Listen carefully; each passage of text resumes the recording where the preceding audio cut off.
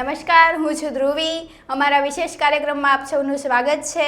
અમે રોજ સાંજે ગુજરાતની દેશ વિદેશની બનતી ઘટનાઓ વિશે વાતો કરીએ છીએ.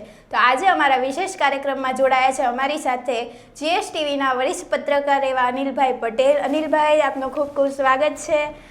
ધન્યવાદ ધ્રુવી. તો અનિલભાઈ, આજનો મારો પહેલો સવાલ તમારી જોડે એ છે કે અદાણીને લઈને જે વિવાદ થયો છે તેમાં PM મોદી અને ભારત સરકારની શાખ કેમ દાવ પર લાગી છે? ધ્રુવી, બહુ ગંભીર સવાલ પણ છે અને બહુ વાઇડ છે. એનો જવાબ મને 2-3 મિનિટ આપો એટલે હું તમને સમજાવું. પહેલાં આપણે સમજવું પડે કે આખો મામલો શું છે. કેમ તમે જે પૂછ્યું શાક છે, કારણ કે આખો દિવસ કાલે ઘટનાક્રમ થયું. સવાલ એ છે કે અદાણી એક ફર્મ બનાવે છે ગ્રીન એનર્જીને નામે. એમાં પોતાના ભત્રીજા સાગર અદાણીને CEO તરીકે કરે છે. ભારતની અંદર જે છે તે આખું ડિપાર્ટમેન્ટ છે solar energy corporation of India, Bharat સરકારની કંપની છે. એ કંપની થકી દેશની અંદર એમણે અલગ અલગ જગ્યાએ કોન્ટ્રાક્ટ લીધા પણ થોડા પૈસાની એમને વધારે જરૂર પડી એટલે એમને ઈચ્છા થઈ કે આપણે જે છે એ અમેરિકાથી પૈસા ઉપાડીએ. એટલે અમેરિકામાં ગયા. અમેરિકામાં ત્યાંના કંપની બતાવી, તમામ વસ્તુ કહી અને ત્યાંના ઇન્વેસ્ટરોને કહેવામાં આવ્યું કે અમે જે છે એ આટલામાં તમને શેર આપીશું ને 20 વર્ષ સુધી તમને એનો ફાયદો મળશે. પણ જે બેઝ ઉપર આખી વસ્તુ ઊભી કરવામાં આવી હતી એની અંદર અધિકારીઓના પૈસા ખવડાવવામાં આવ્યા છે. એની અંદર ખોટી માહિતીઓ, ખોટી વસ્તુઓ, મેનિપ્યુલેશન, આ તમામ વસ્તુઓ કરવામાં આવી હતી. સ્વાભાવિક છે, તમે અહીંયા ગડબડ કરો ભારતની અંદર, એના આધારે તમે પૈસા લેવાનો પ્રયત્ન કરો તો એ ત્યાંના ઇન્વેસ્ટર સાથે એ ધોખાધડી કહેવાય, ઠગાઈ કહેવાય, છેતરપિંડી કહેવાય. ત્યાંની જે સરકાર છે એને લઈને જે છે ખૂબ જ ગંભીર છે. ત્યાં ઇન્વેસ્ટર પણ મોટા પાયે જે છે એ ખૂબ જ જાગૃત છે.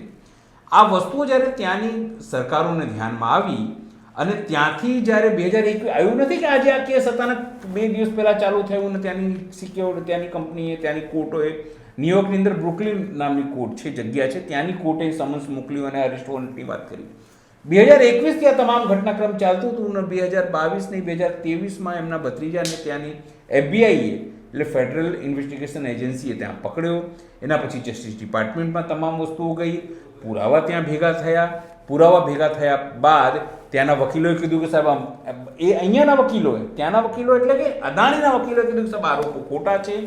FBI, જસ્ટિસ વિભાગ અને લોકોએ કીધું કે સિક્યોરિટી જે ત્યાંની સેબ જેમ અહીંયા આપણી સેબી છે એવી રીતે ત્યાંની સ્ટોક માર્કેટ હેન્ડલ કરતી સંસ્થાએ કીધું કે અમારી પાસે પૂરતા પુરાવા છે. 54 પાનાનો પુરાવો રજૂ કરવામાં આવ્યો. એની તમામ વસ્તુ માત્ર એ નહીં, એ સિવાય પણ અદાણી એટલે ગૌતમ અદાણી, એમના ભત્રીજા સિવાય 3-4 અધિકારીઓ, વિનીત જૈનથી માંડીને તમામ લોકો જે છે એ ઇન્વોલ્વ છે. અને બધાને ખબર છે કે અદાણી એટલે કોણ? તો અદાણી એટલે નરેન્દ્ર મોદીના મિત્ર. બરાબર? ત્યાં ફોટા એમના સાથે પ્રકાશિત થાય. તમને હું પૂછું કે રિલાયન્સ શું બનાવે છે તો તમે શું કહેશો? ફોન, જીઓ. બરાબર? તમને હું પૂછું કે એરટેલ શું કામ કરે છે તો તમે કહેશો કે ફોનનું કામ કરે છે. તમને હું પૂછું કે અદાણી શું બનાવે છે તો તમને યાદ નહીં હોય. ખેક શું બનાવે છે? કારણ કે અદાણી કંઈ બનાવતા નથી. અદાણી તમારા મારા જેવા સામાન્ય લોકોને બનાવે છે. એ શું કરે છે? ભારત સરકારની મદદથી પોર્ટ લે છે, ભારત સરકારની મદદથી એરપોર્ટ લે છે, ભારત સરકારની મદદથી જમીન, જંગલ, તમામ વસ્તુ ભારત સરકારની મદદથી લે છે અને કરોડપતિ થાય છે. એક સિંગલ પિન પણ અદાણી બનાવતા નથી. છતાં વિશ્વના આટલા મોટા રઈસ વ્યક્તિ કઈ રીતે થઈ ગયા? એલન મસ્કની વાત કરીએ, એ તો એની પાસે તો સેટેલાઇટ, એની પાસે ટેસ્લા કંપની, એની પાસે કેટલી બધી વસ્તુઓ છે. અદાણી કોઈ કાર બનાવે છે? બરાબર? અદાણી ભારત સરકારની મદદથી ગેસની ગેસ એજન્સીઓ મેળવે છે, ગેસના કોન્ટ્રાક્ટ મેળવે છે, કઈ વસ્તુ બનાવતા નથી છતાં આટલા મોટા કરોડપતિ છે. એનો મતલબ શું? કે ભારત સરકારની શાખ પણ તેમની સાથે જોડાયેલી છે. હવે જો અદાણી ઉપર કેસ ચાલે, તમામ વસ્તુઓ છે, તો શું નરેન્દ્ર મોદી ત્યાં જઈને કંઈ કહી શકશે કે ભાઈ આ અમારો માણસ છે? કારણ કે એની પહેલા પણ 19 કંપનીઓ ઉપર અમેરિકાએ બેન લગાવી દીધું એના માટે કે આ લોકો રશિયાની મદદ કરી રહ્યા છે. ભારત સરકાર ત્યારે ચૂં ચા પણ કરી શકી નહીં. આજે પણ તમે જુઓ ગોદી મીડિયા, ANI, દૂરદર્શન, બાકી લોકો મોદીના બચાવમાં આવી ગયા. ઇવન NDTVની વાત કરીએ, જે પોતાની અદાણીની ચેનલ છે, એ NDTVના પત્રકારો, મોટા દિગ્ગજ પત્રકારો દાવો કરે છે કે અમે નિષ્પક્ષ છીએ, પણ એના ઉપર એક ન્યૂઝ ચલાવવામાં આવતા નથી. સવાલ અમારો એવા ગોદી મીડિયા પરથી છે કે તમે એક સિંગલ ન્યૂઝ પણ કેમ ચલાવતા નથી? જો તમે નિષ્પક્ષ હો તો ભાઈ એના પક્ષની જ વાત ચલાવો, તમે પણ એ ચલાવતા નથી. બધા બચાવમાં લાગ્યા છે. સંબિત પાત્રા બીજેપી જ્યારે રાહુલ ગાંધી સવાલ ઊભા કરે છે તો એના બચાવમાં અદાણી નથી આવતા, પણ સંબિત પાત્રા બીજેપીના જે નેતા છે એ સામે આવે છે અને બચાવ કરે છે અને એવું કહે છે કે ભાઈ આ તો છત્તીસગઢ સરકારમાં પણ થયું છે, રેવંત રેડ્ડીમાં પણ થયું છે, અને જે પહેલા YSR રેડ્ડી જે હતા જગન, એમાં પણ થયું છે, BJTમાં બી થયું છે, રાજસ્થાનમાં પણ થયું છે. તો રાહુલ ગાંધીએ તો કહી દીધું છે કે વાંધો નહીં, તપાસ કરો, ભારત સરકારની જવાબદારી છે આ તપાસ કરે ને પકડે. કારણ કે ભાઈ પૈસા ખાધા છે આ લોકોએ, પણ આ લોકો પકડતા નથી. કેમ? કારણ કે આપણા દેશની અંદર રિશ્વત લેવું ગુનો છે, તો રિશ્વત આપવું પણ ગુનો જ છે. એટલે જો આ લોકો પકડાય તો અદાણીને પણ તમારે પકડવું પડે. અદાણીને ન પકડવું પડે એટલે આ બધી માયાજાલ છે આ ઊભું કરી રહ્યા છે. પણ મામલો અમેરિકા સાથે જોડાયેલો છે, મામલો ત્યાંની સિક્યોરિટી એજન્સી સાથે જોડાયેલો છે, મામલો ત્યાંના ઇન્વેસ્ટર સાથે જોડાયેલા છે. એટલે અહીં કોઈ પણ અહીંનું દબાણ ત્યાં લાગી શકશે નહીં. ભાઈ આપણા દેશની અંદર અદાલતો પ્રભાવિત થાય, આપણા દેશની અંદર પોલીસ કે તમામ વસ્તુ એજન્સીઓ, CBI, DI એ બધું પ્રભાવિત થાય, પણ ત્યાં પ્રભાવિત થઈ શકે એવી સ્થિતિમાં નથી. એટલા માટે નરેન્દ્ર મોદી ભલે કહેતો હોય કે આ ટ્રમ્પિયો તમારો ચડ્ડી ફ્રેન્ડ છે, પણ ટ્રમ્પિયાને એવું નહીં કહી શકે કે આ ભાઈ અદાણીને છોડ. અદાણીને છોડાવવા માટેનો પાવર ટ્રમ્પ પાસે છે. જો ટ્રમ્પ ઈચ્છે તો છોડાવી શકે, કહી દે તપાસ બંધ કરી દો, પણ એ કરશે નહીં. કારણ કે એની સાથે ત્યાંના ઇન્વેસ્ટરો સાથે જે દગો થયો છે, દગો કર્યો છે, ફંડ પાર્ટી ઉપાડી છે, 2000 કરોડનું લાંચ આપ્યું છે, આ તમામ વસ્તુઓ જે છે એ ત્યાં થઈ છે. અને એટલા માટે જ નરેન્દ્ર મોદી હોય, ભારત સરકાર હજુ સુધી કંઈ બોલી શકી નથી. તમે જુઓ, જ્યારે પન્નુવાડી કેસ આવ્યો હતો એની અંદર જ્યારે વિકાસ યાદવની વાત આવી, રોના એજન્ટની, ત્યારે ભારત સરકારે કબૂલ્યું, સ્વીકાર લીધું કે ભાઈ અમારા એજન્ટે આ વસ્તુ કરી છે, આગળથી આવું કંઈ થશે નહીં. પણ ત્યારે ત્યાંના દૂતે કીધું કે તમારા કહેવાથી કંઈ થશે નહીં, તમે પગલાં લો. અને એટલા માટે એને એક્સ્ટ્રાડિટીમાં ત્યાં મોકલવું ન પડે એટલે એના નાનું મોટી એના ઉપર અહીંયા કેસ કર્યું, અને પછી અત્યારે ભાઈ જામીન ઉપર છે અને કહેવામાં આવે છે કે અમારે ત્યાં કેસ ચાલે છે એટલે કઈ રીતે તમને આપીએ. તો કાલ ઉઠીને ભારત સરકાર અદાણી ઉપર પણ એવું કરી શકે, એક નાનકડું કેસ કરે, જેલમાં નાખે થોડા દિવસો, અને પછી કે ભાઈ અમે તમને કઈ રીતે આપ્યું. કારણ કે અહીંયાથી જો અદાણી અમેરિકા ગયા તો એમ તમે ચાલો ના માનીને, નરેન્દ્ર મોદીથી માંડીને બધાનું ઓમ નમઃ સ્વાહા થઈ જશે. તો અનિલભાઈ, મારો તમને બીજો સવાલ એ છે કે મહારાષ્ટ્રના પરિણામ આવવા માટે હવે ગણતરીના કલાકો બાકી છે, ત્યારે હવે કેવા પ્રકારની કવાયત ચાલી રહી છે? જો બધાને ખબર છે કે પરિણામ કોના ફેવરમાં આવવાનું છે. આપણે એવું કહી શકીએ કે ભાજપાના ફેવરમાં આવશે, કારણ કે ભાજપાએ તો બધું ગુણાગણિત બધું કરી લીધું હશે. પણ ઇન્ડિયા ગઠબંધને પોતાની રીતે તમામ પ્રકારની તૈયારીઓ કરી છે. તમામ બૂથ મેનેજમેન્ટને બોલાવી લીધી, જે બૂથ મેનેજમેન્ટ કરે છે એમને બોલાયા છે. તમામને કહી દેવામાં આવ્યું છે ભાઈ 17C કઈ રીતે થાય, કંઈ પણ ગડબડી થાય તો કઈ રીતે તમે ફરિયાદ કરશો, એક એક બૂથ ઉપર કઈ રીતે નજર રાખવું, તમામ વસ્તુ કરવી. આમ તો બધાને ખબર છે લોકસભામાં કેવી રીતે 69 જે છે 69થી વધુ સીટો પ્રભાવિત થઈ, આગળ પાછળ થઈ, તમામ વસ્તુ થઈ. હરિયાણામાં પણ આરોપ લાગે કે 20 જગ્યાએ આવી ઘટનાઓ થઈ છે. પાછળથી જે એક મેસેજ આવ્યા એમાં પણ 14 સીટો ઉપર આવી તમામ વસ્તુ થઈ રહી છે. તો આને કઈ રીતે અટકાવવામાં તેના માટેની બેઠક થઈ. એ સિવાય જે તેમના વિધાયકો જીતે અથવા જે તેના ઉમેદવારો જીતે એમને અહીં લાવીને ક્યાં મોકલી શકાય? તો શું કર્ણાટક મોકલી શકાય? કારણ કે એમને ખબર છે કે હવે માત્ર 23 તારીખે પરિણામ આવશે, 26 તેનું કાર્યકાળનો અંતિમ દિવસ છે મહારાષ્ટ્ર વિધાનસભાનું. એની પહેલાં તમારે સરકાર બેસાડી દેવી પડે. જો તમે સરકાર ન બેસાડો તો ત્યાં રાષ્ટ્રપતિ શાસન લાગુ પડી જાય, અને સૌથી મોટું દળ તરીકે જો ભાજપ આવે અને રાજ્યપાલ એને બોલાવે કે ભાઈ તમે આવો અને 1 મહિનામાં તમારું બહુમત સાબિત કરો, એટલે 1 મહિનામાં બીજેપી શું કરે છે બધાને ખબર છે. કઈ રીતે ઓપરેશન લોટસ થાય, કઈ રીતે ઓપરેશન ગુવાહાટી થાય, કઈ તે વાયા સુરતથી બધું કઈ એ બધું કરી શકે છે. અને એટલા માટે આ લોકોની ગણતરી છે કે જેટલા લોકો જીતે એમને સેફ હાઉસમાં રાખવામાં આવે અને પછી તાત્કાલિક જો બહુમતી મહાયુતિને મળે છે અથવા તો મહાવિકાસ આઘાડીને મળે છે તો તાત્કાલિક રાજ્યપાલ એમને બોલાવે અને સરકાર ફોર્મ થઈ શકે. પણ એવું ન થાય તો શું, એ પણ સવાલ છે. તો રાષ્ટ્રપતિ શાસન લાગે પછી બીજેપીની સત્તા. પેલું એવું છે ટકાશેર ભાજી ટકાશેર ખાજા, ભાઈ અંધેર નગરી મેં અંધા રાજા, ટકાશેર ભાજી ટકાશેર ખાજા. આખી સ્થિતિ જે છે એ આવી થવાની છે. એટલા માટે જ આ હુક બાય કુક આખું જે શિડ્યુલ ગોઠવાયું હતું એ રીતે જ ગોઠવાયું હતું કે એમને ખબર હતી કે અહીંયા અમારા વિરુદ્ધમાં હવા છે. બીજેપી એટલે સૌથી વધારે સીટો ઉપર લડી કે સૌથી વધારે મોટી સીટ, સૌથી વધુ સીટો એને આવે અને રાજ્યપાલ તેને બોલાવે.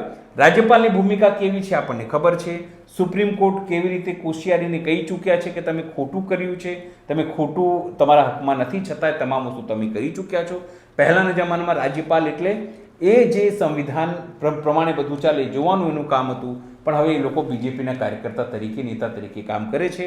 રાજ્યપાલ ભવન એ બીજું બીજેપી કાર્યાલય તરીકે કામ કરે છે. એટલા માટેનો વિશ્વાસ ઓછો છે ને એટલા માટે જ ઇન્ડિયા ગઠબંધન પોતાની રીતે તમામ પ્રકારની મિટિંગો, તમામ પ્રકારના અરેન્જમેન્ટ્સ અત્યારથી જ કરી રહ્યું છે. તો અનિલભાઈ, મારો તમને હજુ એક બીજો સવાલ છે કે ગુજરાત સરકાર તમામ પ્રકારની ચિંતાઓથી મુક્ત થઈને ચિંતન શિબિર મલાંગી છે, તો તે શું મતલબ છે? કોઈ મતલબ નથી. મતલબ એટલા માટે નથી, તમારા ત્યાં ક્રાઇમ વધી રહ્યું છે, બરાબર, તમે અટકાવવામાં નિષ્ફળ છો. તમારે ત્યાં હોસ્પિટલોમાં કાંડ થાય છે, લોકોને દિલ ચીરીને પૈસા કમાવવામાં આવે છે, તમે આરામથી ચિંતન શિબિરમાં છો. તમારે ત્યાં દીકરીઓ જોડે બળાત્કાર થાય છે અને બીજેપીના લોકો બળાત્કાર કરે છે અને તમે શાંત જઈને આંખો બંધ કરીને તમામ વસ્તુઓ કરશો. ઓમ નમઃ શિવાય, ખબર નહીં શું શું કરશો, ઘોડા પર મહાલશો, ફરશો, અધિકારી તમારી બધું આ લોકો કરશે. ડીએપી ખાતર નથી, ખેડૂતો આખી રાત લાઈન પર ઊભા રહે છે. શરમ આવે છે આ લોકોને? ચિંતન શિબિરમાં જાય છે, શું ખાશે શું નહીં, પણ તમારા મારા ટેક્સના પૈસાથી મજા કરી રહ્યા છે. જે ખેડૂતોએ આત્મહત્યા કરી છે એના પૈસાથી મજા કરશે. જે ખેડૂતો લાઈનમાં ઊભા છે કેવાયસી માટે, સાહેબ મહિલાઓ લાઈનમાં ઊભી છે પોતાનું કેવાયસી કરાવવા માટે, આધાર કાર્ડ સાથે પોતાનું જોઈન કરાવવા માટેની યોજનાઓ સાથે ભાગ કરવા માટે. આ લોકોને શરમ નથી આવતી? ચિંતન શિબિર કરે છે. સમસ્યાઓનું સમાધાન કરવાના બદલે આ લોકો ત્યાં 2 દિવસ ખૂબ મજા કરશે અને પૈસા જે છે ને તમારા મારા ટેક્સના નાણાંમાંથી વાપરશે અને આપણે કંઈ નહીં કરી શકીએ. આ લોકોને કહેવાય ને લાજવાના બદલે મજા, ઓફિશિયલી મજા કરી રહ્યા છે. ઓફિશિયલી આમાંથી કંઈ આઉટકમ આવશે નહીં, હું તમને કહી દઉં. આમાંથી તમે ઈચ્છો કે ચિંતન શિબિર કરીને આવશે અને જોરદાર કામ થવા માંડશે, એવું કંઈ થવાનું નથી. કારણ કે આ છે સ્ટેમ્પ પેપર સરકાર, સ્ટેમ્પ વાળી સરકાર છે. નરેન્દ્ર મોદી કે અમિત શાહને પૂછ્યા વગર એક તસુ પણ પાણી આ લોકો પી શકતા નથી. તો પછી આ બધું નાટક કરવાનું મતલબ શું? લાખો રૂપિયા જે ખર્ચો કરવાનો મતલબ શું? બસો અહીંયાથી ગઈ, પ્લેનમાં અધિકારીઓ ગયા, બધું જ કર્યું. પણ તમારે કરવાનું તો છે, ઉપરથી જેટલું ખેંચે દોરી એટલું જ કરવાનું છે. તો આ બધું કરવાનું, નાટક કરવાનું શું? કાલ ઉઠીને ભૂપેન્દ્રભાઈ બદલાઈ જશે અને કહેવાય છે કે આ ચિંતન શિબિર પછી, આ પરિણામો પછી કદાચ અહીં નવા મંત્રીઓને સામેલ કરવામાં આવે. આ અર્જુન મોઢવાડિયાને લઈ શકે છે, સીજે ચાવડાને લઈ શકે છે. પણ આ કવાયતનો કોઈ મતલબ નથી જ્યારે તમારી જનતા, તમારા મતદારો, તમારા ખેડૂતો, તમારા યુવાઓ જ્યારે પરેશાન હોય, મહિલાઓ સુરક્ષિત ના હોય, મન ફાવી રીતે ગુંડાઓનું આતંક વધી ગયું હોય અને હોસ્પિટલોમાં આટલું મોટું કૌભાંડ થતું હોય અને તમે સીધી રીતે કોઈ આકરા પગલાં ભરવાના કારણે માત્ર લીપાપોતી કરી રહ્યા છો, એનું કોઈ મતલબ રહેતું નથી. આ ચિંતન શિબિર લોકોને હવે ચિંતન કરવાની જરૂર છે કે ભાજપની સરકાર કે સ્ટેમ્પ વાળી સરકાર રાખવાની જરૂર છે કે કઠપૂતળી સરકાર રાખવાની જરૂર છે કે કોઈ એવા વ્યક્તિની જરૂર છે જે પોતાના નિર્ણય લઈ શકે, લોકોના સુખાખારીમાં નિર્ણય લઈ શકે, લોકોને કમસે કમ અહેસાસ કરાવે કે આ સીએમ છે, અમારી વાત સાંભળે છે, આ ગૃહ રાજ્યમંત્રી છે, અમારી વાત સાંભળે છે, આ કૃષિ મંત્રી છે, અમારી વાત સાંભળે છે. પણ કોઈમાં તાકાત નથી કારણ કે દિલ્હીથી જે ચાપ દાબે એ પ્રમાણે કઠપૂતળીઓ અહીં નૃત્ય કરે છે. તો અનિલભાઈ, આજનો મારો છેલ્લો સવાલ એ છે કે હવે અલ્પેશ ઠાકોરે પણ ગુનાખોરી માટે નેતાઓનો, અધિકારીઓને સામગંઠને જવાબદાર ઠેરવી છે, તેને કઈ રીતે જુઓ છો તમે? અલ્પેશ ઠાકોરને આ બોલવાનો અધિકાર રહેતો નથી કારણ કે પોતે ભાજપના ધારાસભ્ય છે. ધારાસભ્ય એક સમય જ્યારે કોંગ્રેસના ધારાસભ્ય હતા ત્યારે ઘરે ઘરે જઈને દારૂ શોધતા હતા.